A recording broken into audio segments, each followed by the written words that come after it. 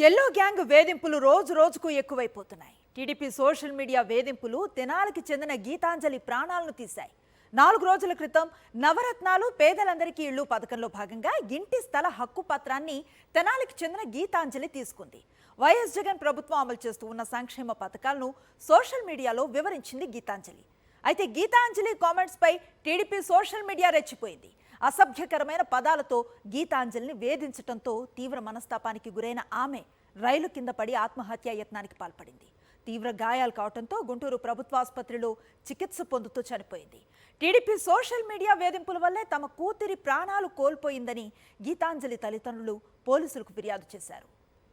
అమ్మఒడి నాకు ఎంత plus అయ్యిందంటే 1 year అయితే నేను ఫిక్స్డ్ డిపాజిట్ కూడా చేశాను. 1 ఇయర్ వరుసగా తీసుకున్నా, 5 years తీసుకున్నాను. నేను ఫిక్స్డ్ డిపాజిట్ కూడా చేశాను.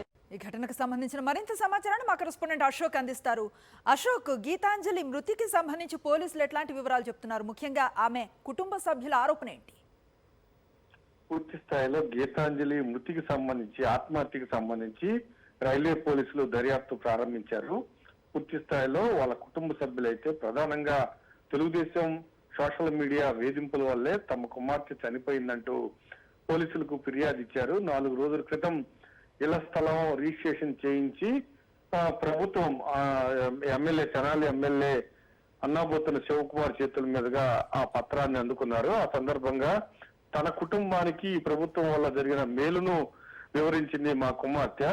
దాన్ని ఆ వీడియో బాగా వైరల్ అయింది. దాంతో పూర్తి స్థాయిలో తెలుగుదేశం మీడియా, సోషల్ మీడియా అసభ్యకరమైన పదాలతో 100ల కొద్ది పోస్టులు పెట్టి వేధించి పూర్తిగా మనస్తాపానికి గురి చేసింది. దాంతో తమ కుమార్తె ఆత్మహత్య చేసుకుంది.